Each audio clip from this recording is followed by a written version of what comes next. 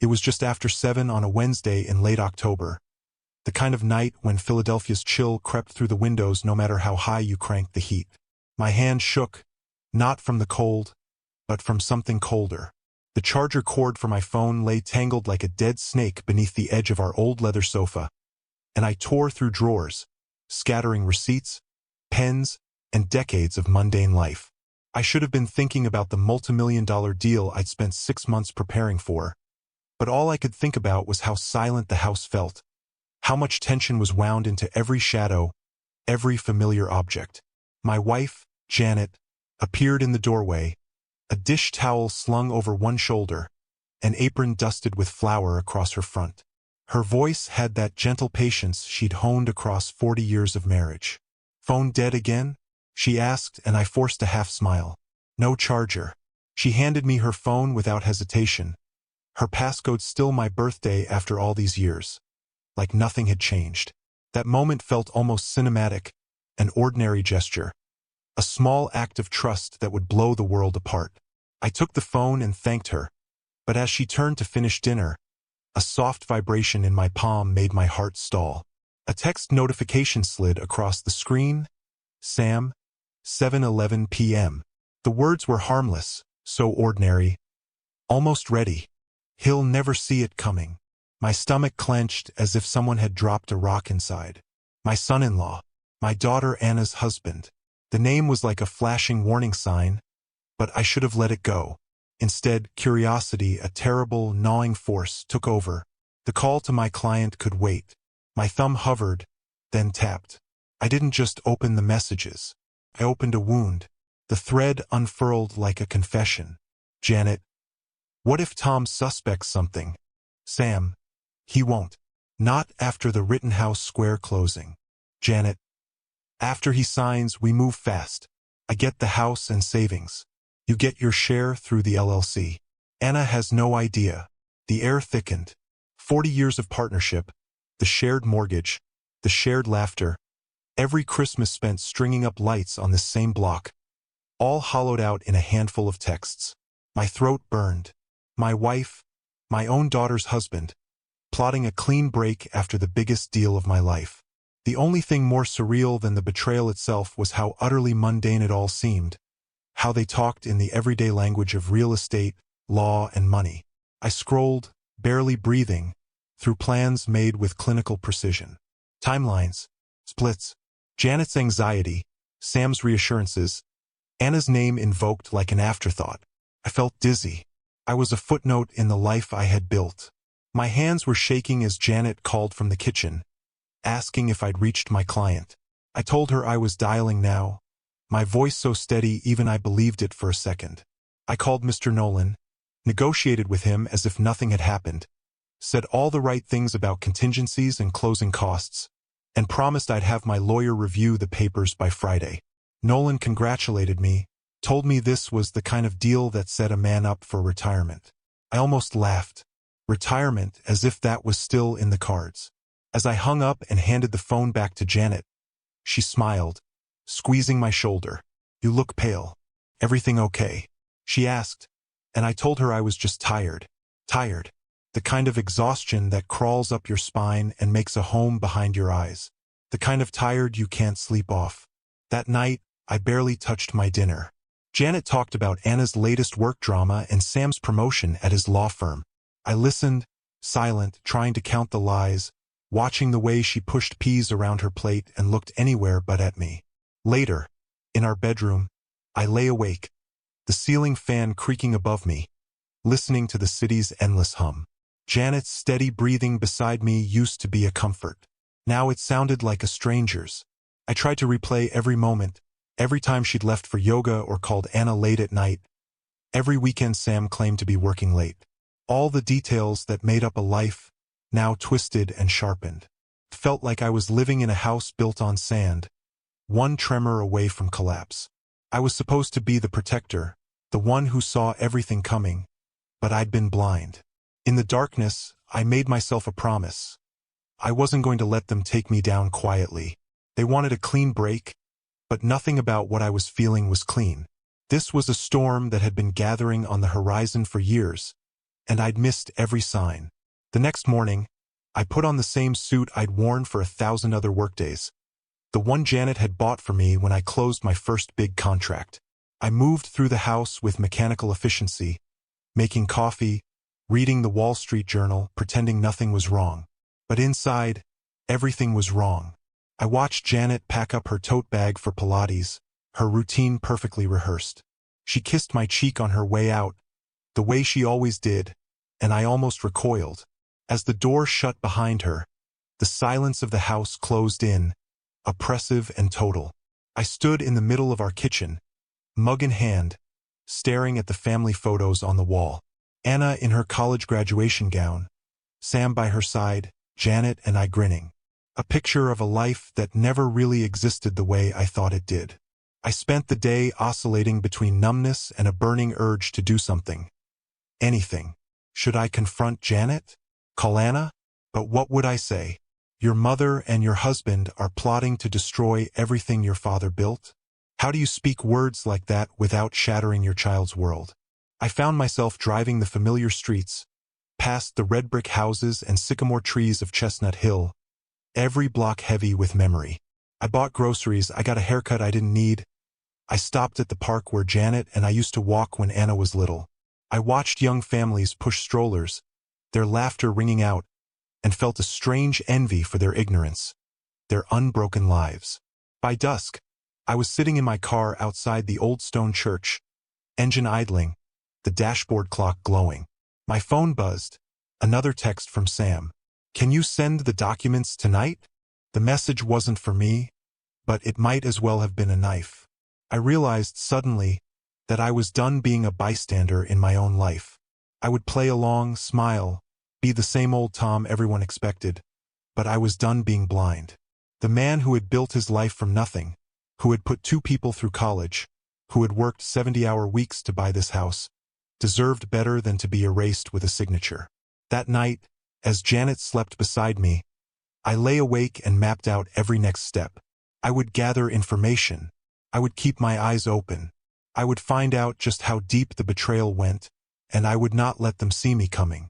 I stared into the darkness, heart pounding with a strange mix of terror and something almost electric. It was the feeling of a man pushed to the edge who finally realized he could push back. That was the night I stopped being the victim of someone else's plan and started writing my own. The line between love and war had never been so thin. 40 years is a long time to build a life with someone, long enough for memories to seep into the walls, for routines to harden into something like ritual. The kitchen where Janet and I started every morning together, her humming as she cracked eggs, my hands wrapped around a chipped mug. Those little moments had always felt eternal. The light coming through the window in the early hours had a way of making everything seem possible, even in the worst winters, even when money was tight or when Anna was sick. For decades, I told myself we were the kind of family that stuck together no matter what. I could trace my whole adulthood through the things we built. The house in Chestnut Hill, the little backyard where I taught Anna to ride her first bike, the barbecue pit I stubbornly dug out by hand, the collection of tools in the garage passed down from my father. There's a special kind of pride in seeing what your hands have made. I thought the best of those years would last forever. It's strange how betrayal can infect those memories, how it colors the past until you can't tell what was real and what was only hope. In the days after I read those messages, I found myself wandering the house like a ghost, seeing every room in double exposure, the happy moments overlapping with the ones that suddenly seemed full of secrets. The kitchen table was the same table where Anna did her high school homework, Janet bringing out milk and cookies, telling her not to stress about college applications. Now, every time I sat at that table, I wondered how many lies had been told over roast chicken and mashed potatoes. I thought about all those little kindnesses, all the times I let things go for the sake of peace. Janet's habit of coming home late from book club, the new necklace I never saw the credit card bill for, Sam's stories about working late, all those weekends when Anna came home looking tired and distant. I told myself not to be the jealous type, not to poke holes in a life that was, by all outward appearances, still holding together. One afternoon I found myself in the garage, surrounded by the tools and lawn equipment that had once given me a sense of control. Janet had always teased me about how I organized everything, every wrench and screwdriver in its proper place. Even the garden gloves hung neatly by the door. As I picked up a battered hammer, I remembered the day Anna helped me build her first treehouse, how she scraped her knees and refused to cry. She'd been a tough kid, determined and stubborn, but quick to laugh. Even after she moved out, started her own life, she'd call me on Sunday mornings to ask about fixing her leaky sink or to borrow my truck. For years, I believed the strength of our bond was unbreakable, immune to time or disappointment. Now I wasn't so sure. I wondered if she was as blind as I'd been, if she knew that her own husband was plotting with her mother to erase everything we had created. That evening, Anna called out of the blue, her voice hesitant. She said she missed me, asked if I wanted to grab coffee after work the next day.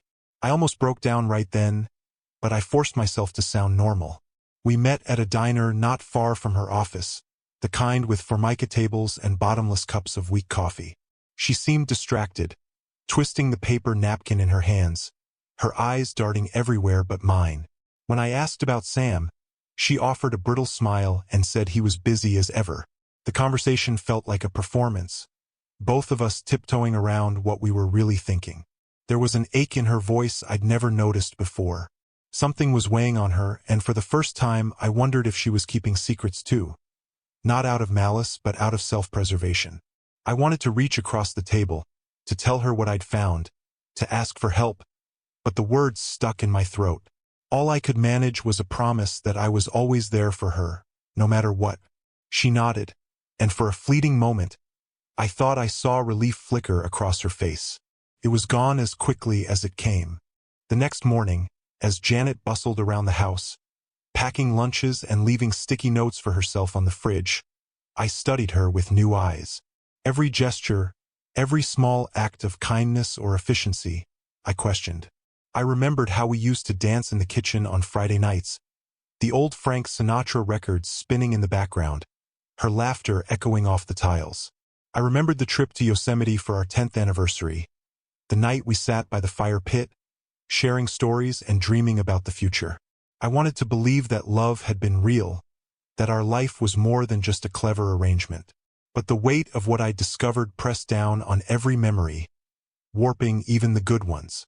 I kept telling myself that I needed to be strong, that I needed to keep moving forward, but there were moments when I found myself paralyzed by grief and doubt.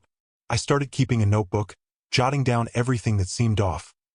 Receipts for expensive dinners Janet couldn't explain, Sam's sudden interest in my business accounts, odd phone calls that ended abruptly when I entered the room. I became a stranger in my own home, an investigator cataloging the subtle ways people can drift apart while still sharing a roof.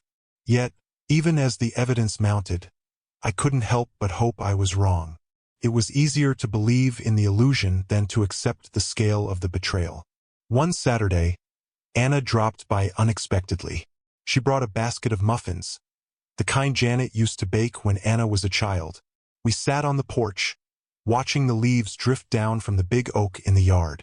She seemed more relaxed than she'd been in weeks. At one point, she turned to me and asked if I ever felt like everything was changing, like the world was shifting under our feet. I didn't know how to answer, so I just nodded. She started telling me about some tension at home, her worries about Sam, her doubts about whether her marriage was as strong as she'd thought. I listened, heart pounding, realizing we were both standing on the same crumbling ground, both trying to hold together families that were already breaking apart. After she left, I sat for a long time with the door open, feeling the cold air wrap around me. I remembered all the sacrifices I'd made over the years, the overtime hours, the family vacations I skipped so I could keep the business afloat, the dreams I deferred so that Anna and Janet could chase theirs. I thought about the times I'd forgiven small betrayals, convinced myself that forgiveness was what love looked like. I wondered now if all that forgiveness had only taught them how to hide bigger lies. I wanted to rage, to break something, but the truth is that heartbreak has a way of turning anger into silence. In the days that followed, the connection between Anna and me began to shift. We started talking more often, sharing stories from the past, confiding our fears for the future. She became my lifeline, the one person I could still believe in, even as everything else slipped away. I began to suspect she knew more than she was letting on, that she, too, was putting together the pieces of a puzzle that had been scattered for years. There was an unspoken understanding between us, a kind of alliance forged in the quiet hours after midnight when the rest of the house slept. We didn't talk about what was happening, not directly, but our conversations were threaded with the knowledge that something was wrong, that something big was coming. The house grew quieter, every footstep and closing door sounding louder in the stillness. Janet started spending more time away, claiming new classes at the gym, errands that stretched for hours, dinners with friends I'd never met. Sam, too, was suddenly absent from family events, citing work deadlines and out-of-town meetings. I filled the empty spaces with old routines, mowing the lawn, tinkering in the garage, making coffee for one. Yet, beneath the surface, I was always waiting, always watching, always bracing for the next crack in the facade. One night, as I was locking up the house, I saw Anna standing in the driveway, staring up at the house as if she was seeing it for the first time. She looked lost, her shoulders hunched against the wind, her hands jammed into her pockets. When I asked if she was okay, she hesitated, then admitted she was scared. Scared of losing everything, scared of what she might find if she started digging. I told her the truth, or as much of it as I could. I told her I was scared too, but that we had to face whatever was coming together. For the first time in weeks, I saw a spark of the old Anna, the girl who refused to give up, who met every challenge head-on. She hugged me tightly before driving away, and I stood in the darkness, heart aching, knowing we were on the edge of something neither of us could control. As fall gave way to winter, the rituals of family life unraveled. Thanksgiving passed with forced smiles, the unspoken tension so thick it was almost suffocating. The house felt like a stage set for a play whose script I no longer recognized. Every meal, every conversation, every shared glance was layered with suspicion and regret. Yet, even as the foundation crumbled, I found comfort in the small things that remained.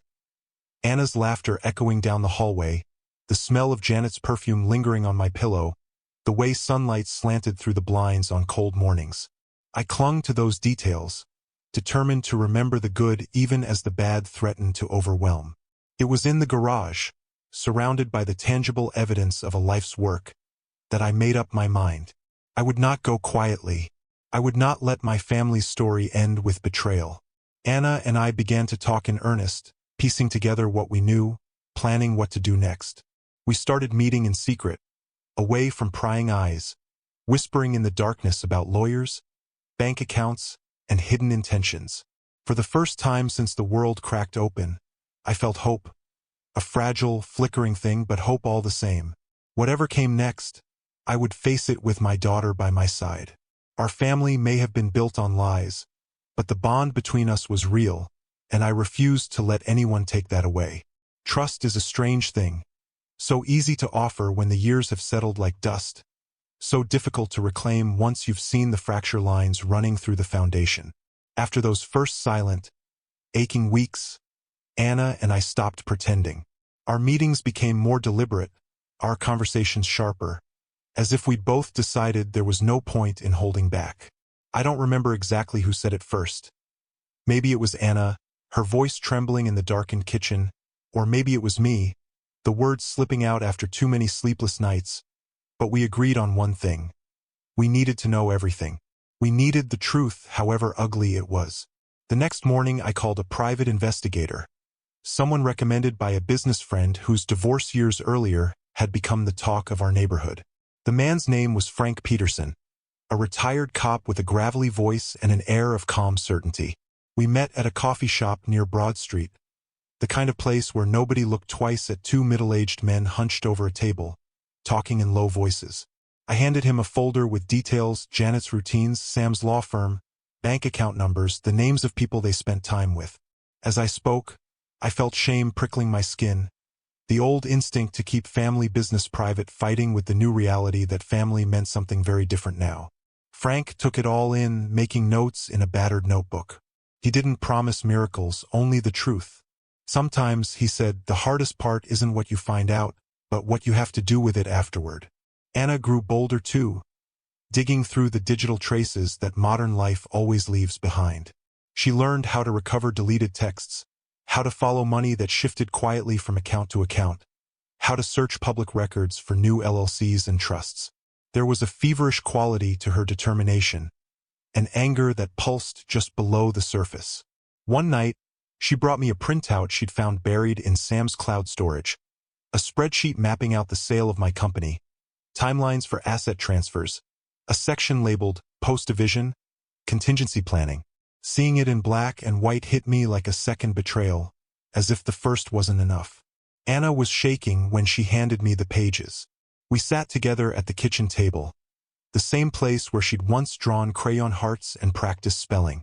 I wanted to reach across, to reassure her that we would get through this, but I knew words were useless now. The days blurred together as Frank's updates trickled in. There were photos. Janet meeting Sam in a downtown restaurant, leaning close, their heads bowed in intense conversation. There were receipts for hotel rooms and expensive jewelry, paid for with credit cards I thought were long closed. Janet had opened a new account in her maiden name. The statement showed charges I couldn't explain. There were phone records, hours of calls between Janet and Sam, always during times when I thought she was out running errands or catching up with friends. The evidence was overwhelming and yet somehow not enough.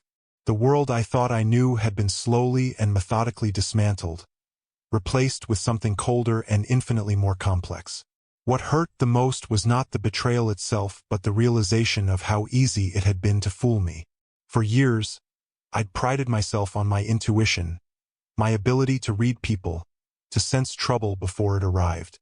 But I'd missed all the signs. The late nights, the secretive smiles, the sudden interest in my business affairs.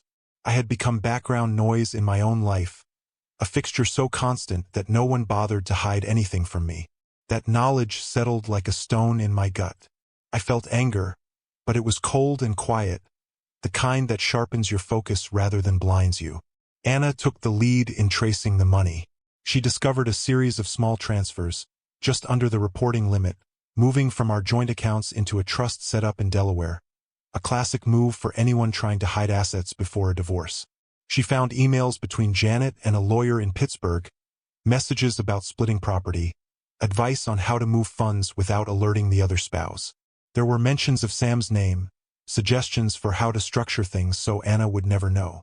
The callousness of it all, the way they wrote about us as obstacles to be managed, turned my stomach. Yet I couldn't afford to be distracted by pain or pride. I had to keep moving, keep collecting, keep pushing forward. Late one night, Anna called, her voice trembling. She'd overheard Sam on the phone in his home office, talking in code, mentioning a third party. "It's bigger than we thought, Dad," she whispered. "He's got someone else involved, maybe someone at the firm, maybe someone in finance. I don't know. But it's not just about the money. There's something else."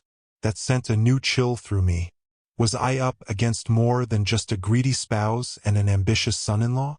Was this the tip of something even darker? I found myself waking before dawn, mind racing. I started keeping meticulous notes, recording everything, who came and went, every odd phone call, every strange bill. I took long walks through the neighborhood, past houses I'd known for decades, wondering how many of my neighbors suspected what was happening inside my own home. People waved from porches, shouted good morning, smiled like nothing could possibly be wrong. I envied their innocence, their untested faith in the people they loved. One rainy afternoon, Anna showed up at my office with a new lead. She tracked a payment from Sam's business account to a name we didn't recognize, Megan Brooks. She was listed as a consultant, but a quick search revealed no company, no LinkedIn profile, no sign she existed beyond the payments. Frank ran a background check and found only a mailbox service in Trenton, New Jersey. It was a shell, an empty address used to move money without leaving a trail. The scheme was clever, layered, designed by someone who knew exactly how to exploit the cracks in the system. As the pieces fell into place, the anger in me changed shape. It became something almost clinical, a resolve to see this through no matter what it cost. Anna and I met more often, sometimes at the park, sometimes in the back of my office, sometimes in her car outside her apartment. We traded information, worked through timelines, strategized about what evidence would hold up in court. There were moments when I caught a glimpse of her as a child, her stubborn jaw, her fierce determination, and realized how much I still needed her, how much I was depending on her strength.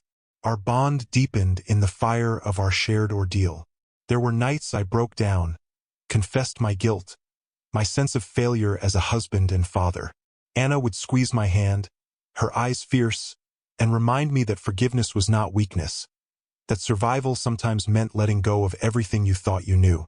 The turning point came when Frank delivered a manila envelope filled with surveillance photos.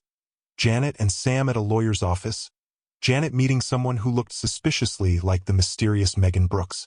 There was a palpable sense of urgency in the images, a sense that the plan was accelerating. That same day, Anna discovered a draft of divorce papers on Janet's laptop, dated for the day after my real estate deal was set to close. The timing was no accident. They were waiting for the money to hit the account, then planning to strip it clean before I could react. My world, which had already been reeling, tipped again. Yet, for the first time, I felt ready. In the weeks that followed, Anna and I focused on building our own plan.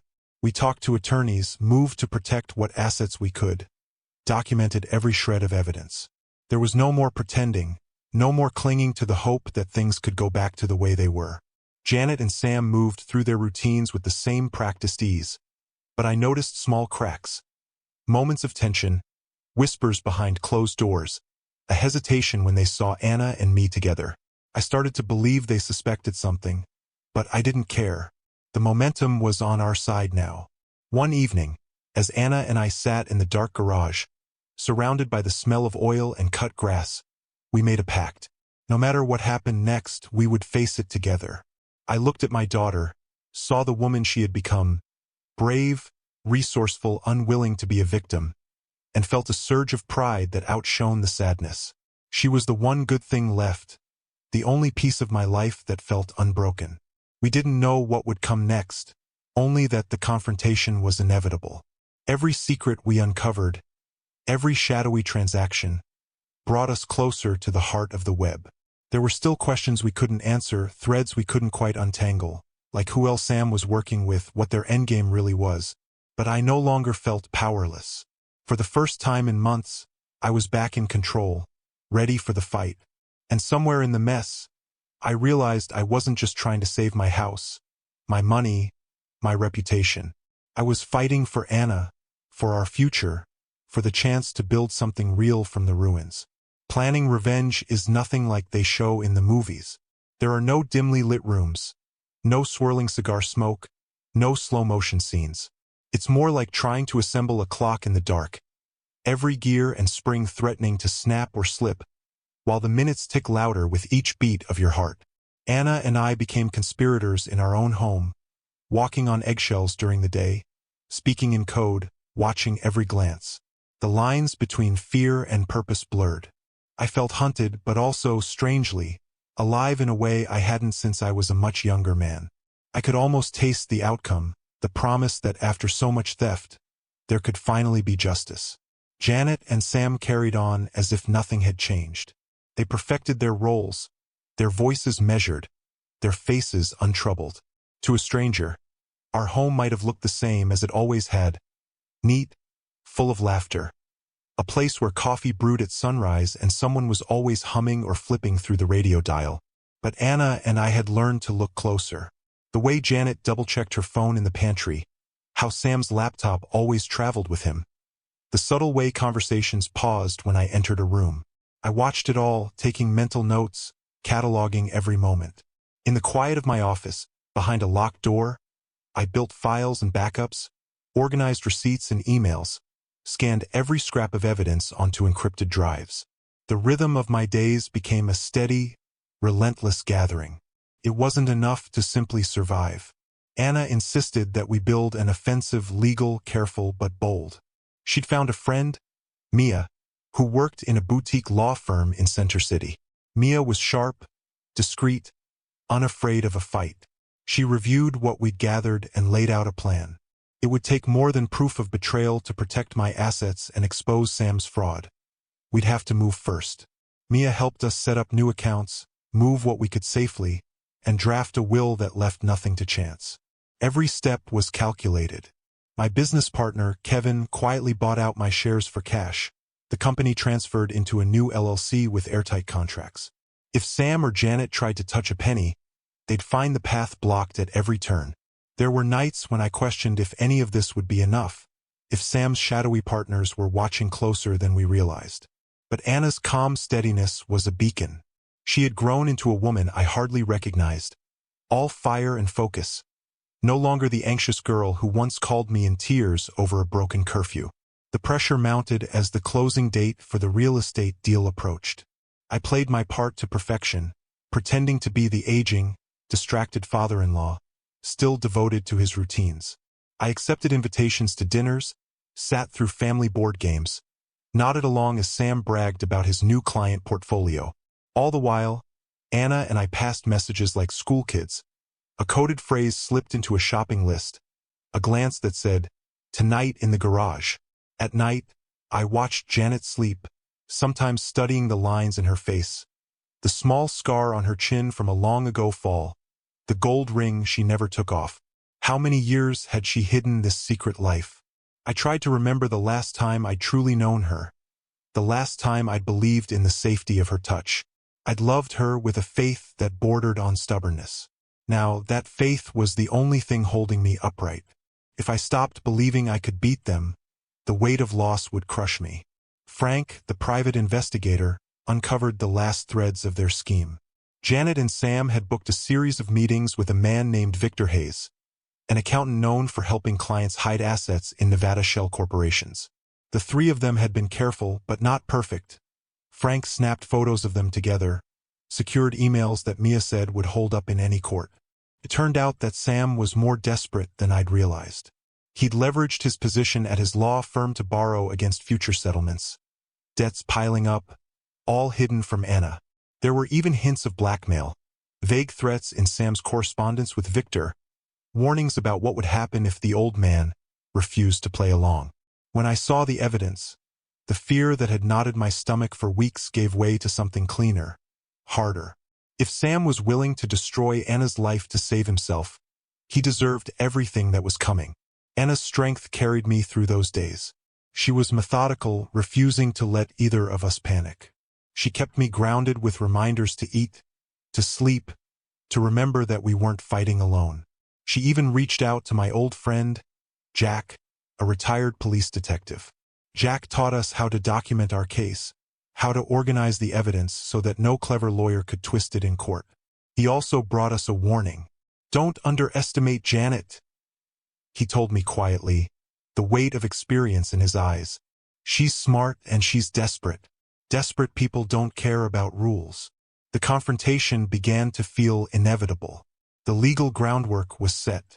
Anna and I mapped out every possible reaction, rehearsed what to do if Janet or Sam discovered our plans too early.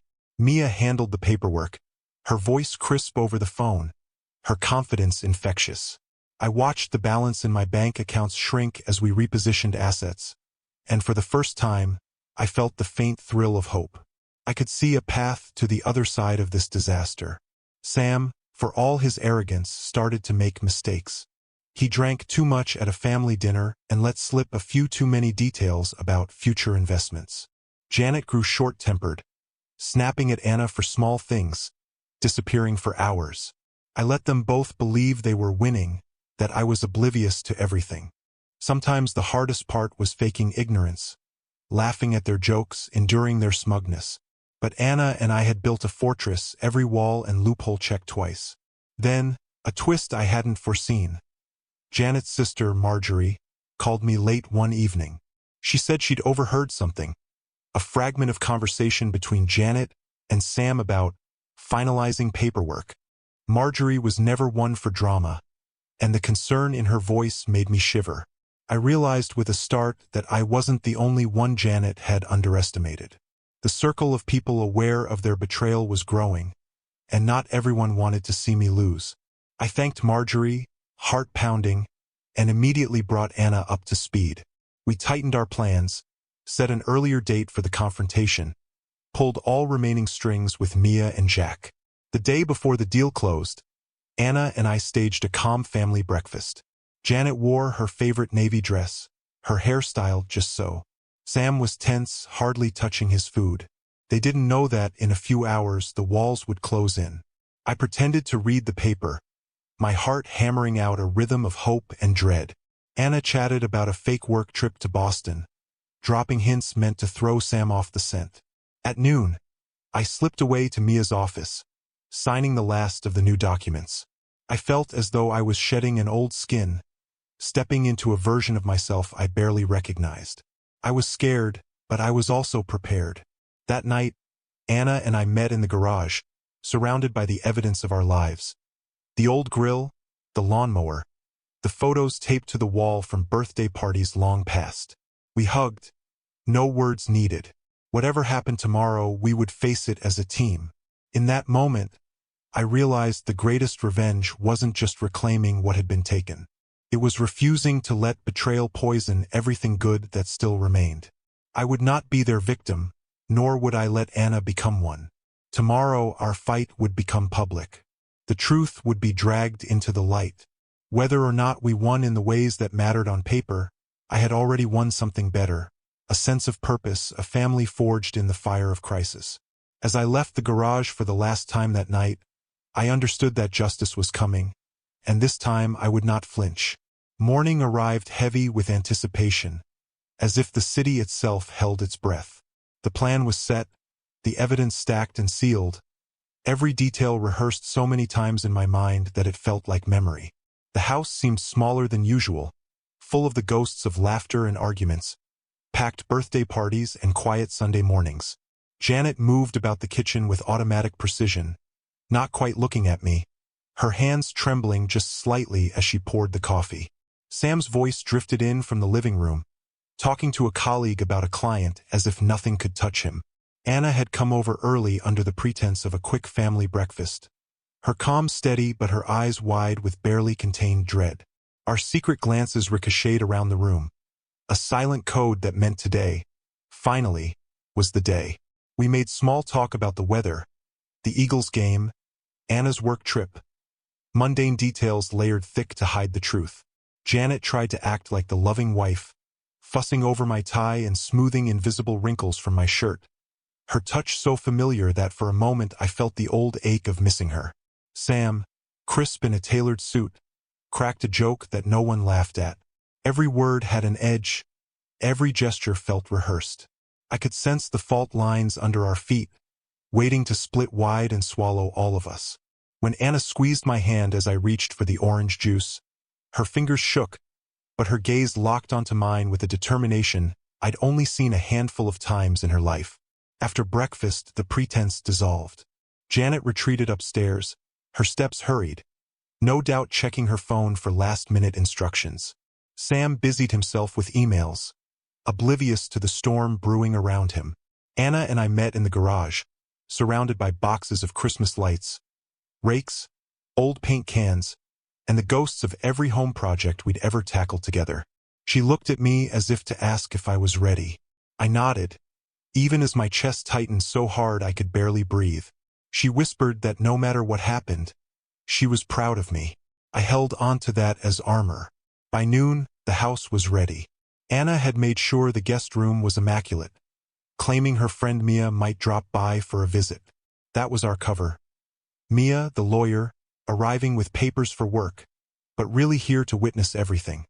Her sharp eyes and even sharper mind recording the collapse of the lie we'd all been forced to live. Janet reappeared in a new blouse, her hair brushed to a shine, her face carefully composed. Sam announced he had a call but would join us in the dining room as soon as it ended. I set the table, hands trembling only slightly as I placed the good china, the wedding gift we'd used for every holiday and milestone for 4 decades. The conversation at lunch was brittle, punctuated by moments of silence too long to be comfortable. I watched Janet and Sam carefully, noting how their eyes darted to each other, how they both avoided Anna's gaze. For a moment, the thought flickered that none of us would survive this intact, that some families never recover from the truth. But I pressed on because the alternative, living with the lie, was worse. When Mia rang the bell, Anna excused herself to let her in. They returned together, Mia carrying a neat stack of folders and a neutral, polite smile. She made some small talk about the traffic on the Schuylkill, accepted a glass of water, and took her place at the table, quietly signaling that it was time. Janet smiled a little too wide. Sam asked what the paperwork was for. I took a breath and let the script fall away. I told them I knew everything. I laid out the evidence, emails, bank records, the photos Frank had collected, copies of the forged signatures, the shell companies and secret accounts. I spoke quietly, every word shaped by months of pain and preparation. Anna slid a manila folder across the table. Janet's hand hovered, reluctant, as she opened it. Sam paled, the confident mask sliding from his face as he scanned the documents. The silence was so thick it hurt to breathe. I told them about the lawyer in Pittsburgh, the payments to Megan Brooks, the transfer of funds from my business. I told them about the Shell LLC, the plans to time the divorce papers with the closing of my real estate deal. Sam tried to interrupt, blustering about misunderstandings and confidentiality. Janet reached for my hand, tears brimming in her eyes, but I pulled away, unwilling to be touched by her comfort or her regret. Anna's voice, usually so gentle, cut through the room like a blade. She told Sam she knew about the loans, the blackmail, the debts he'd hidden from her for years. There is no satisfaction in seeing someone you once loved destroyed. Not really. But there is a grim relief, a release of pressure so long held that it leaves you dizzy. Janet wept, first with disbelief, then with anger. She tried to explain herself, to say she was lonely, that she never meant to hurt me, that Sam had promised her safety.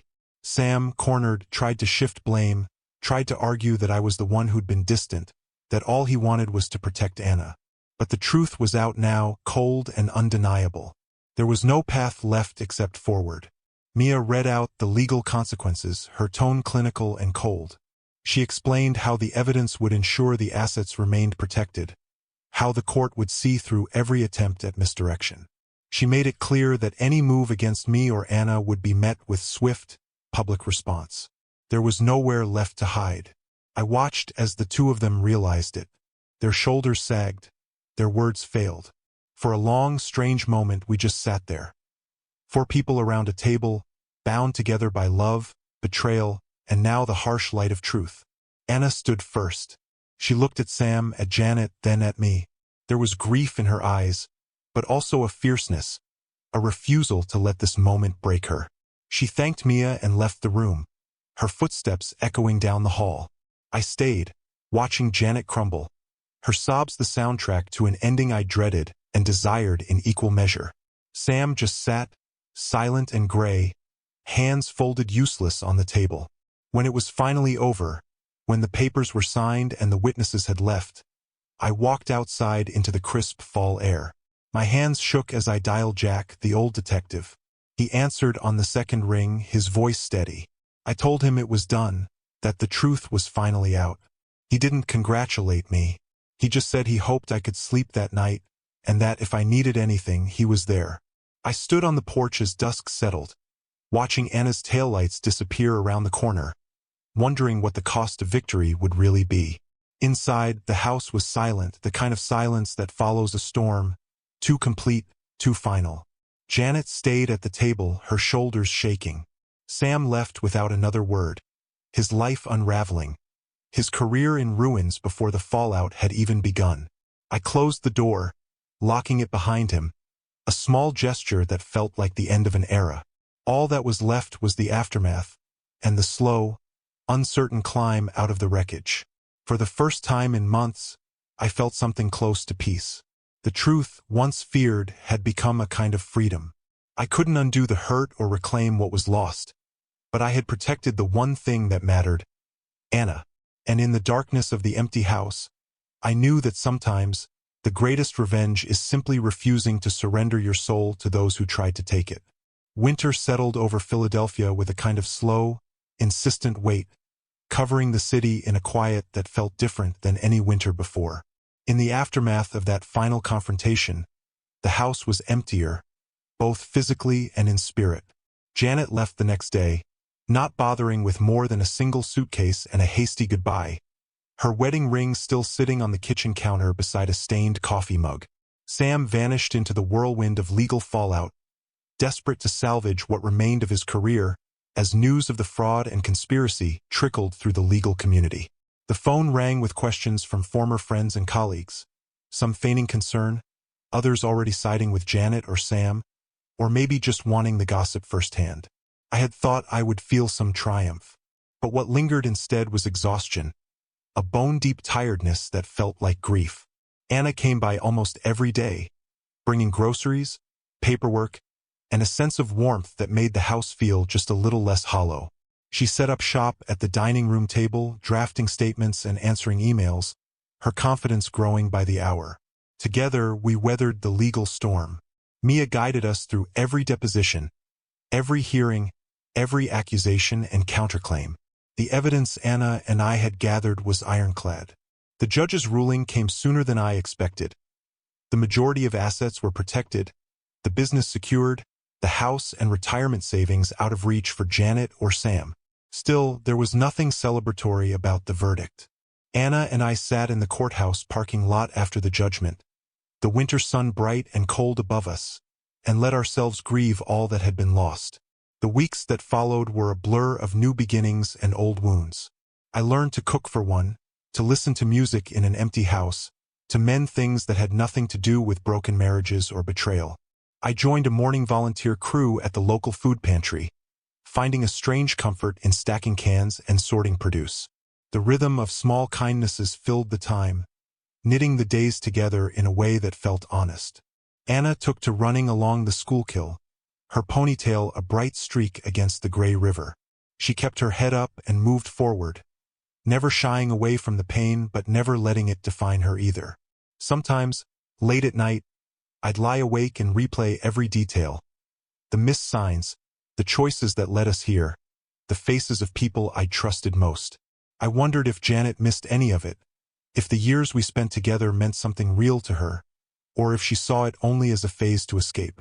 I replayed her final words, the bitterness and regret, the way she looked right through me. The hardest part was realizing there would never be closure, not the kind you hope for when you're still clinging to the dream that love can fix what's broken. Some wounds never heal clean, and all you can do is learn how to carry them. As for Sam, his reputation never recovered. The partners at his law firm cut ties, and the story of the failed scheme, of how he tried to ruin his own father-in-law and wife, spread farther than even I imagined. Anna filed for divorce and never looked back, signing the papers with a finality that surprised us both. There were nights when she would come by, the two of us drinking weak coffee at the kitchen table, trading stories about the past, laughing sometimes at the absurdity of it all. In those moments, I saw her strength as something radiant. She wasn't just my daughter. She was my co-conspirator, my anchor, the person who pulled me through when I could have drowned in bitterness. One Saturday morning, months after the verdict, Janet called. Her voice sounded older, smaller somehow. She asked if we could meet, just to talk. Against my better judgment, I agreed. We met at a diner halfway between our old home and the apartment she'd rented. She looked tired, her hair grayer, her posture uncertain. She apologized not for the betrayal. She never really did. But for the pain, for the lies, for not knowing how to ask for what she wanted before it all went too far. I listened, not because I needed her apology, but because I needed to know I could listen without anger. She said she missed the life we'd built, that part of her would always love the man I'd been. I realized I would always love the woman she was. Once. We parted quietly, two people finally accepting that some endings are inevitable and forgiveness is not the same as forgetting. Life kept moving. Anna encouraged me to travel, to visit her in New York when she took a new job at a nonprofit. I went, marveling at her resilience, her humor, her ability to start over. We visited museums, tried new restaurants, shared inside jokes. She told me about someone new she was seeing, a kind man who made her laugh and never made her feel small. I told her I was proud of her. The truth was, I was grateful for her every day. I kept up with Jack, who would sometimes drop by with a six-pack and a story from his days on the force. He never brought up the case, never asked about Janet or Sam. We talked about the Phillies, about old music, about the things men talk about when they're trying to say thank you without saying it out loud. I found myself opening up, letting the anger slip away, piece by piece. I started teaching a weekend workshop at the community center, helping young people fix up their bikes and learn to use power tools. It gave me something to look forward to, something to build that wasn't just for me. The holidays arrived, quieter but not empty. Anna brought over a tree, and we decorated it with the same mismatched ornaments we'd used for decades. We shared a meal, raised a glass to surviving, and promised each other that next year would be better. I realized, as I watched her hang a tiny wooden angel on the highest branch, that the future might be uncertain, but it wasn't hopeless. Family, I'd learned, is not defined by who stays when it's easy, but by who stands with you when everything falls apart. Sometimes, on cold nights, I'd walk by the river and let the city lights blur in the dark, thinking about the long road that brought me here. I thought about Janet and Sam, about forgiveness and justice, about the meaning of home. I knew there would always be scars, that trust would never come as easily as it once did. But there was a freedom in that too, a clarity that comes from knowing you survived. I held on to that, letting it settle into my bones, a quiet strength I never knew I'd need. People in town eventually stopped whispering. The story faded, replaced by new scandals, new dramas. Sometimes, people would ask how I was doing, their eyes searching for hints of bitterness or defeat. I'd smile and say I was better than I'd ever been. It wasn't always true, but it was true enough for now. In the end, what mattered wasn't the house or the money, or even the victory in court. What mattered was the lesson Anna and I learned together, that loyalty, when tested, can either destroy you or forge you into something unbreakable. We chose the latter. We built a new kind of family, honest and imperfect, shaped by what we'd lost and what we'd saved. The world moved on, as it always does, but we carried each other forward, stubbornly, quietly, with a love made stronger by the fire that nearly consumed us.